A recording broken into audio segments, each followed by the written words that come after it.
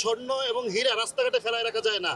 আমরা এই চিন্তা করে, ইসলাম এই চিন্তা করে তাদেরকে সংরক্ষণ করার জন্য, আমরা রাস্তায় বের না করার জন্য তাদেরকে সংসদে আনতে চাচ্ছি না, কারণ তারা স্বর্ণের থেকে বেশি দামি। আর এই স্বর্ণ রাস্তাঘাটে ফেলায় রাখা যায় না। বর্তমান জামানায় যে নারী সংগঠনের নামে বেহায়াপনা করা হচ্ছে, এটা বাংলাদেশের মধ্যে এটা হলো 2-4 জন কিছু অল্প কিছু সংখ্যালঘু নাস্তিক মুরতাদ ভারতের এজেন্ট, তারা এই দেশের মধ্যে একটা ফেসিবাদী সৃষ্টি করে, আবারও এই দেশটাকে অশৃঙ্খলা করে বাংলাদেশের মানুষের মধ্যে অশান্তি সৃষ্টি করার একটা পায়তারা খেলাইতেছে।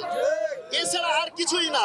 বরঞ্চ ইসলাম নারীকে যে পরিমাণ তাকে অধিকার দিছে, কোরআন নারীকে যে পরিমাণ অধিকার দিয়েছে, এটা কোনো নারী তার অধিকার যদি নিয়ে রাস্তায় নামে তাহলে বোঝা যাবে এটা বেশ্যা ছাড়া আর কিচ্ছু না।